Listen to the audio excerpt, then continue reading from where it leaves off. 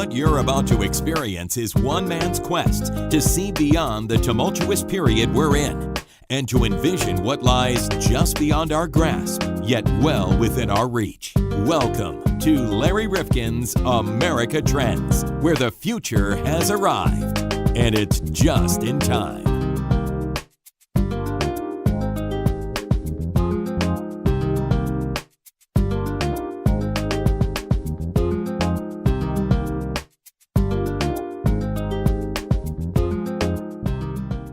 One of the great oxymorons in our society, as we look at America Trends, is the Department of Corrections. Hi, I'm Larry Rifkin, John Krosick, and neither of us have had much exposure to a Department of Corrections, except for that short stay, that federal commitment that John made about 3 to 4 years in length. No, I'm only kidding, right, John? Yeah, I was sort of thinking about that, sort of in tune with military intelligence. Oh, military intelligence, the Department of Corrections. John, too often we hear that we've got too many people imprisoned and too many people who are imprisoned who end up being re-imprisoned or becoming recidivists, as we call them. And the big problem here is that when they are in stir, oftentimes they're spent stirring and they're not getting the training and the re-education to make them productive citizens on the outside. Do you hear that? Well, I think also on the outside, I mean, everybody's struggling for jobs. So, and here, if you've been arrested and, a felon or whatever, it's going to make it that much harder to get a job in a market that's already hard. Well, I know there is this movement to block the box so you don't have to indicate that you spent some time in prison or what have you, but that's really difficult. I mean, if you've got 5 years Missing. Absent on your resume and they say, by the way, not for nothing, but where were you during those 5 years, Mr. Krosick? No, I mean, what are you going to say? You're right. Well, I had 1 year missing because I took a year off when my daughter was born, and when I went back to work, they kind of looked at that and they said, you were a stay-at-home dad. I was a stay-at-home dad for a year. John, I didn't realize that. Good for you. Except it didn't help me when I went out job hunting again. Well, and that's 1 year to raise a child, and this is 5 years for raising ruckus, I guess. Right, so it's got to be difficult. Well, it's got to be difficult, let's be honest, and we have so many people who are imprisoned, and many of them really want the opportunity to succeed going forward, and there have been many proposals about a second chance society. In fact, Congress is working on legislation they're calling the First Step Act, and that aims to reduce prisoner recidivism rates. But one of the ways that you can do that, I think, is by improving employment outcomes and making certain that somebody gets attached to work very quickly once they've been released from prison. Absolutely. Once they, if you're working and you got the money, it's all good. Well, let's be honest about it. The other point to this is if they don't get attached to work very quickly and new habits and new people, they're going to go back to their old ways, habits, and that is not going to be productive for them or society. Let's be honest about it. No, you're absolutely right. So I think it is good. The trouble is, where do these jobs come from? Well, we can talk about that, but we also want to talk about the employment and training aspect to all of this to find out whether, in fact, corrections is more appropriately labeled today than it was in the past, or are we still just spending a lot of time in prison with a lot of people not really productively reinventing their lives? Hopefully we'll be enlightened in this podcast on this. Well, there is a study that came out, or a report called The Effectiveness of Education and Employment Programming for Prisoners. Grant Duwe is with us, and he addresses a lot of these questions, and he's got a dual role, John. He's at AEI for Criminal Justice Reform. He's an advisor, and he's also the research director for the Minnesota Department of Corrections, so he's putting it into practice as well as studying it. So here's a man who really has given all these concepts a lot of thought. So how can we improve upon this and make certain that somebody's not going to be a repeat offender? We'll tackle that issue today on America Trends. Well, there is a new report out called The Effectiveness of Education and Employment Programming for Prisoners. With us, a gentleman very much involved in this particular report. He is the academic advisor to the American Enterprise Institute for Criminal Justice Reform and research director for the Minnesota Department of Corrections, Grant Duwe. And Grant, I think a lot of people wonder, how effective are these various education programs in our prisons? And I would imagine they are effective to a varying degree depending on type and how they're administered and the like.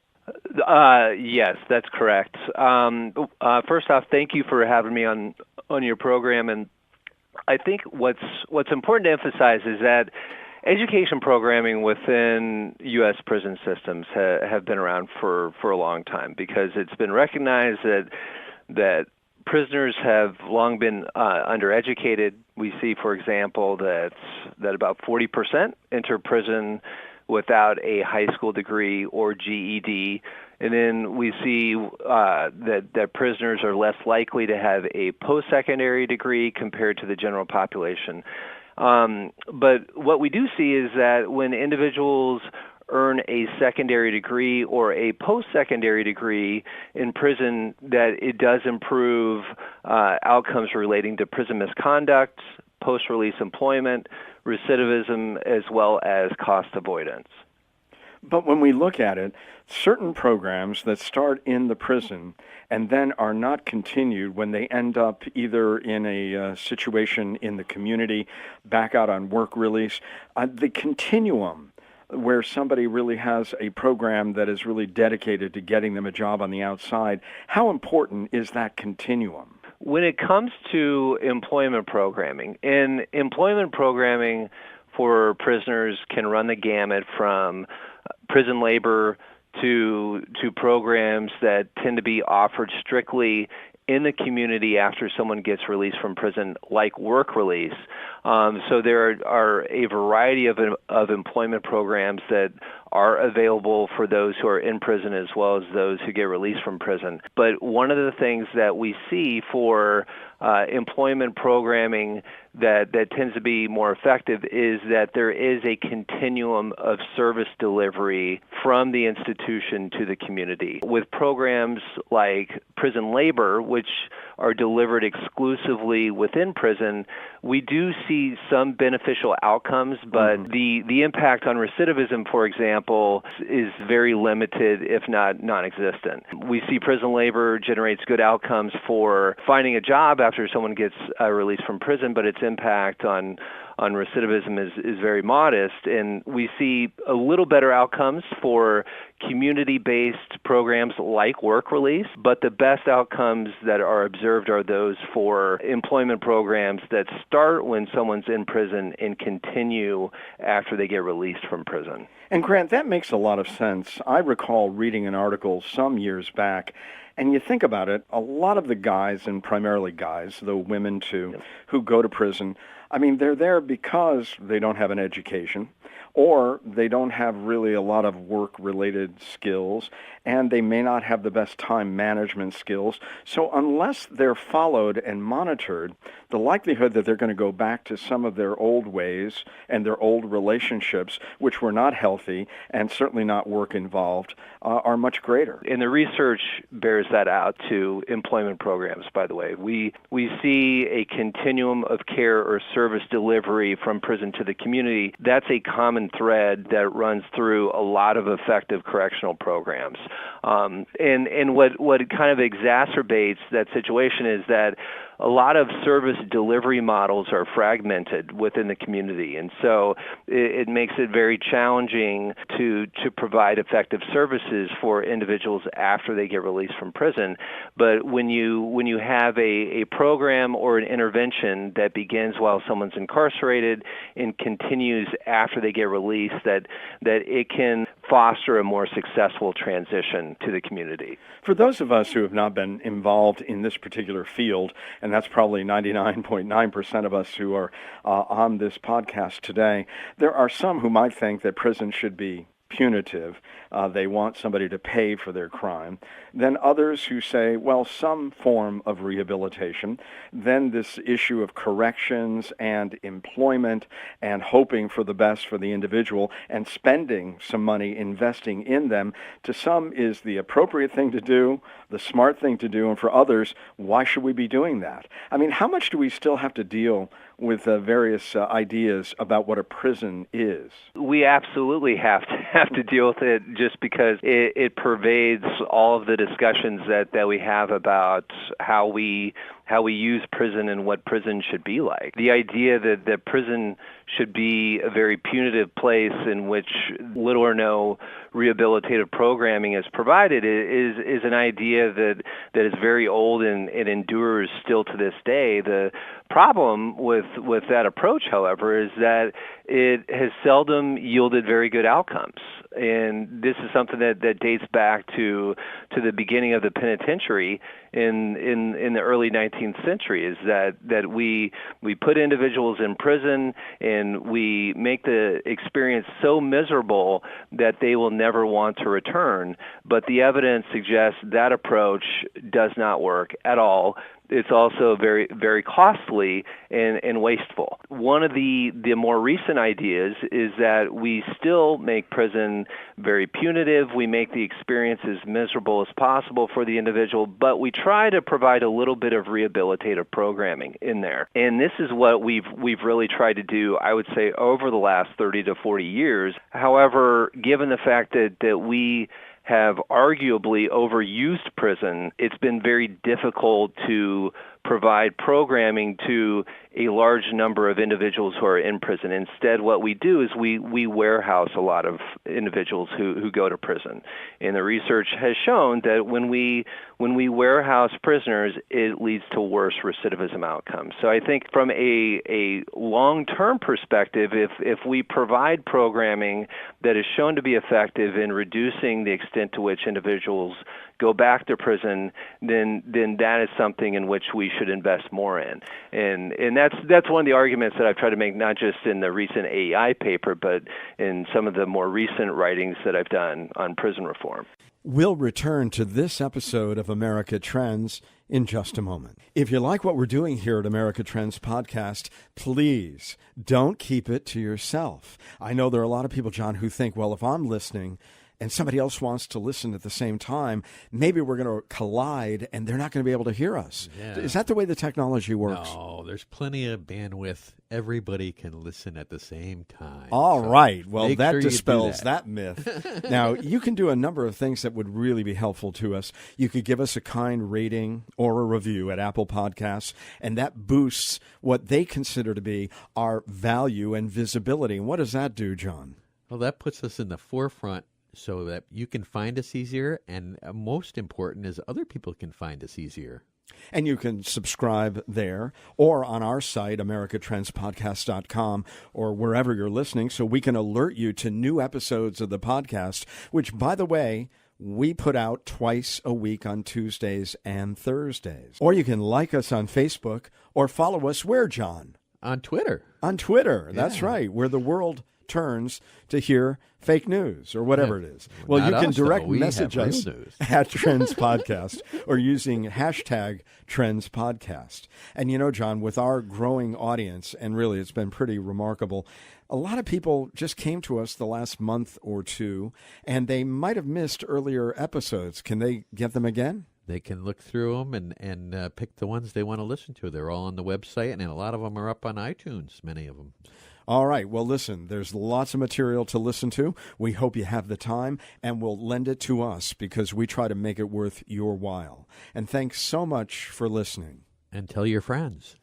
We now return to this episode of America Trends. Now, you are the research director for the Minnesota Department of Corrections, and I would imagine that you guys are doing some pretty innovative things in Minnesota as a result of your studies. So tell us, how different is what you've been actually doing in the prisons on the ground in Minnesota than many other places? Well, I think one of the things that is nice about the Minnesota Department of Corrections is that there has been a willingness to try programming that is somewhat innovative and try to provide individuals with more programming while they are incarcerated. And one of those examples is Minnesota Circles of Support and Accountability, which is a reentry program for high-risk sex offenders, and this is an intervention that started in Canada in the early 1990s and has showed some good results there. But we were able to start a similar program in Minnesota in 2008. In a recent evaluation that we did, just showed that it reduces sexual recidivism by 88%, and for every individual who participates in that program, it delivers a benefit to taxpayers of a little more than $40,000 per participant. And so this is an example of a relatively innovative intervention that delivers good outcomes, but at the same time, it is not a punitive intervention, which is the prevailing thought when it comes to someone like sex offenders, that we just need to be more punitive with them and we'll get better outcomes. Whereas here's an intervention that suggests if perhaps we do the opposite, we provide them with social support while also trying to make sure that they stay accountable, that we can still achieve good outcomes that way. And for somebody who is skeptical, why should we care about the recidivism rate? I mean, you talked about the fact that we overuse prisons in America, and I think those numbers are startling in relation to the rest of the world, but why should people care about people going back and back to prison? Because crime is costly. That when someone commits a crime, that we have the cost to the victim. We also have cost to society. That when someone commits a serious criminal offense, that there are costs to police, there are costs to the court system, and if the offense is serious enough, then costs to our correctional system as well. So when we're able to reduce the extent to which individuals recidivate, then that means fewer costs to society, but then that means that fewer of our neighbors, fewer of our friends, fewer family members may become victims of crime. And there is no one that I know, at least in the Northeast where we come from, and you in the Midwest, that still calls their prison system a prison system. They do call it corrections. Is that generally what is applied across the board? Because you said there is still a lot of warehousing that goes on. Corrections suggests something well beyond that. Well, I think that all prison systems would like to believe that they do some correcting, but I think the reality, however, is that we have been locked in a cycle, and this has especially been true since the early 1980s, when imprisonment rates, not just for the 50 states, but also for the federal prison system, that imprisonment rates started to increase dramatically. And as prison populations began to grow, it became more difficult to provide programming to those individuals who came into prison. Instead, the most urgent concern for prison administrators is just to find a prison bed for those entering or re-entering the system. Another development that we've seen as the prison population has dramatically increased is an increasing number of individuals who are coming into prison for short periods of time, either as a probation violator or as parole violators. And when we have individuals who are coming into prison for short stints, whether it's 2 months or 3 months or 4 months, they really can't participate in any programming. And that increases the odds that someone will get warehoused. And usually what happens, and this is true in Minnesota, and I would speculate it's true in most other places, but when someone comes into prison, stays for a short period of time, they typically get housed with other individuals who are staying for short periods of time and not participating in any programming. And when we do that, rather than creating a therapeutic community, which is consistent with effective interventions, we're creating a criminogenic community where we're taking individuals and making them worse, making prison what's essentially graduate school for criminals. Interesting.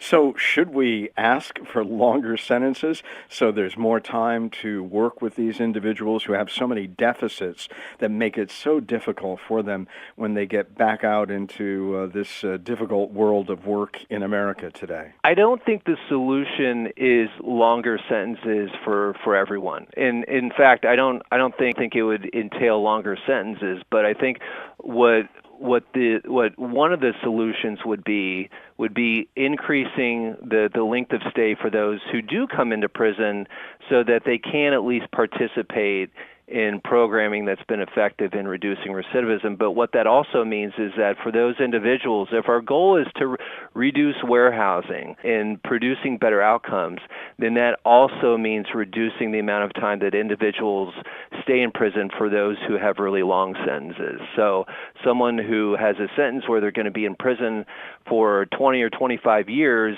the evidence suggests that those individuals are spending the vast majority of their time in prison being warehoused, and warehousing is costly. So what that would suggest is that rather than having that person stay in prison for 20 years, maybe it's 15 years instead of 20. Or someone who has a sentence of 10 years, rather than spending that whole time in prison, maybe it's 6 years or 7 years, so long as they participate in programming that has been proven to be effective. Are the work release programs as controversial around the nation as they have been here in our state of Connecticut?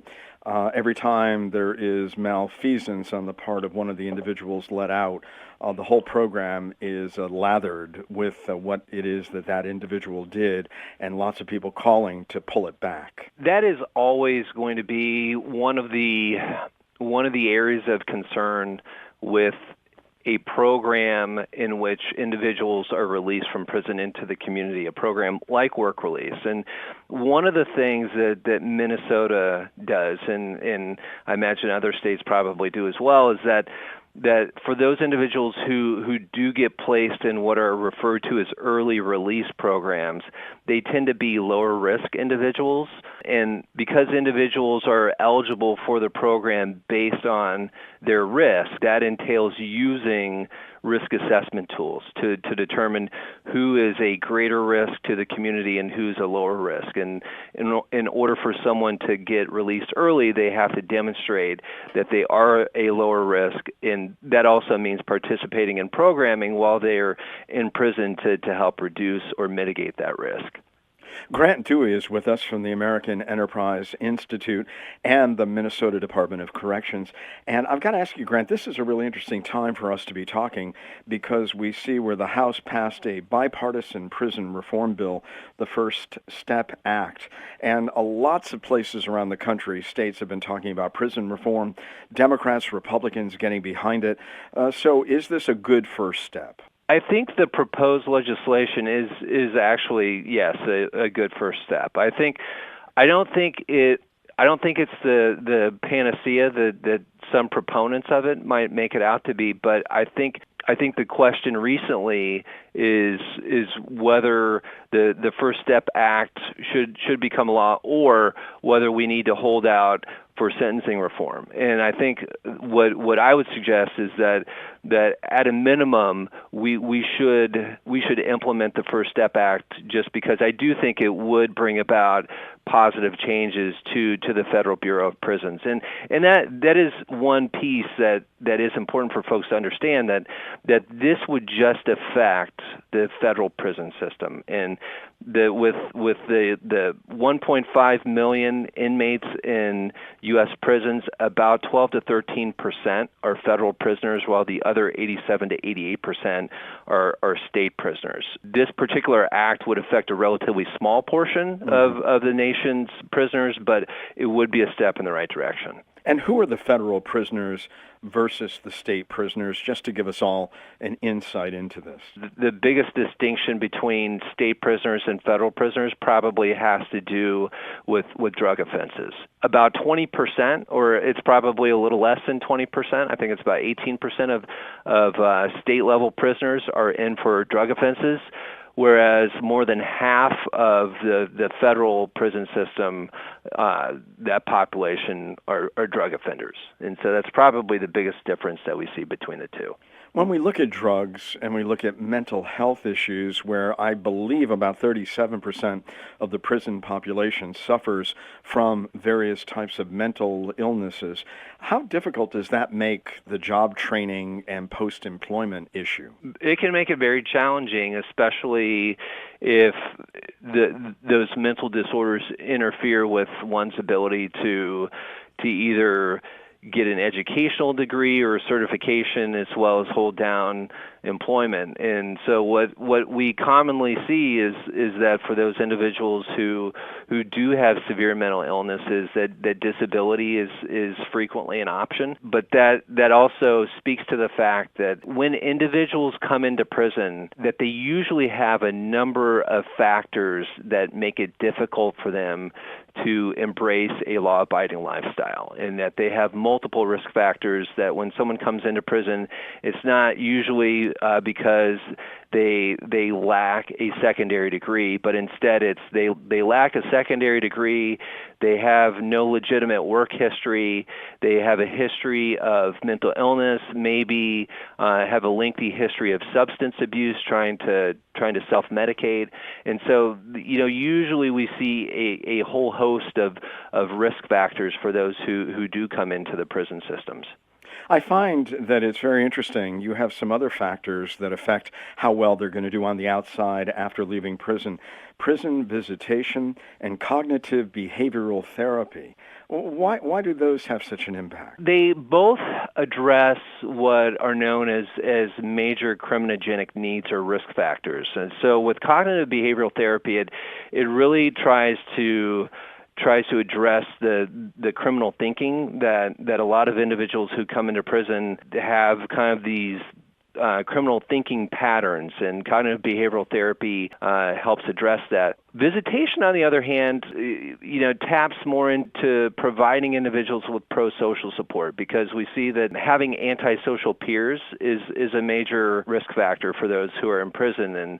And one of the things that we see, for example, is that for those individuals who are still in a gang lifestyle and still maintaining antisocial contacts, that they're more likely to reoffend after they get released from prison. However, with visitation, it provides individuals with pro-social supports. And that's also one of the reasons why a program that I mentioned earlier, Circles of Support and Accountability, works so well for high-risk sex offenders, is that it provides these individuals with pro-social support that they otherwise wouldn't have.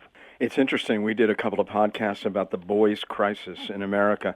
And when you look at it, in many ways, prisons are homes for fatherless boys. And that creates all kinds of problems, because they often have a history of trauma and abuse that goes all the way through their lives. That's absolutely true. We absolutely see that, yes. Now, when we look at some of the ideas that you folks have at the American Enterprise Institute in terms of your report on dealing the effectiveness of education and employment programming for prisoners, I would imagine, Grant, that there are a number of things you might suggest that are going to be controversial for those who say, we give these prisoners too much, and why should we do anything more for them? For example, you say, based on existing evidence, policymakers could consider reinstituting the Pell Grant eligibility for prisoners. Now, there are a lot of people listening who are trying to put their kids through college, and they're saying, Yep. Wait a minute, I'm having a difficult time.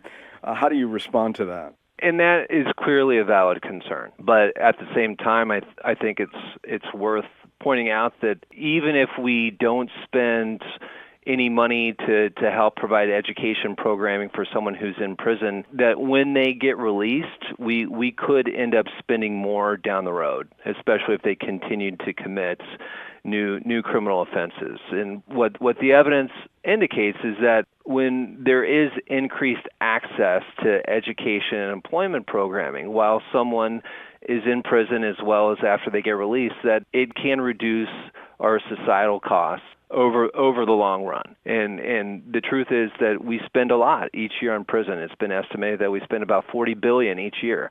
And so if we can reduce that spending even a little bit, if that means providing education programming to individuals who are in prison, then I would suggest that we would get a much better return on that investment. Do you think many people have that long view? No. No, I don't. It's certainly a tough sell to make. I understand that, but if we're just looking at outcome, if we want our prison system to be more effective than it is, because a lot of the recent discussion that we've had is that our prison system is broken, and we see high recidivism rates, we see high use of things like solitary confinement, and so there's a consensus that we do need to repair the prison systems within this country. That's one of the reasons why I suspect there's bipartisan consensus for prison reform, is because of this perception that our prison systems are broken. However, one way in order to repair that brokenness is to provide individuals with the tools and the skills that they need so that they don't go back. Now, you also say we should explore employer incentives for hiring individuals with criminal records, such as tax credits or fidelity bonds. I don't think I've heard much about those. When employers hire someone who has a felony record or who has been in prison, then that makes it less costly for them in the event that there is some potential litigation down the road. And so that just that just makes it a little easier for employers to hire individuals who have been released from prison. What about the notion of blocking the box so someone does not have to indicate that they've spent some time in prison, though they do have to account for that period on their resume where they weren't working? Right. Banning the box is a relatively recent concept that has been instituted in some places. The evidence at this point is a little mixed as to whether that's an effective strategy. I think the jury is still out at this point. Finally, are we misusing our prisons in America? I mean, we are told that our use of them is so excessive, and that other societies really have figured out much better ways to get better results and to have more people back in the mainstream. What's your take on this?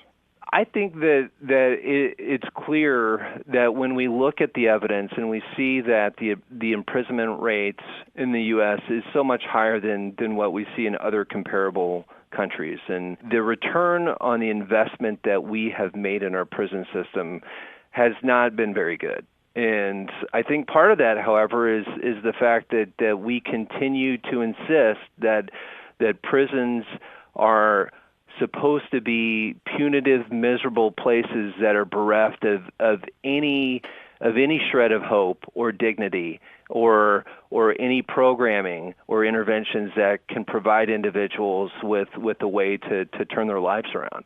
And I think that changing the way that we think about prisons and thinking about them as places where individuals could potentially go and then get the skills and the tools that they need to become law-abiding citizens, and knowing that in doing so, it will create a situation where we can get a better return on the investment that we make in prisons. Well, perhaps the First Step Act is a first step in that regard. And you may want to read this report, The Effectiveness of Education and Employment Programming for Prisoners, from the American Enterprise Institute. Grant Duwe, thank you so much for being with us today on America Trend. Thank you.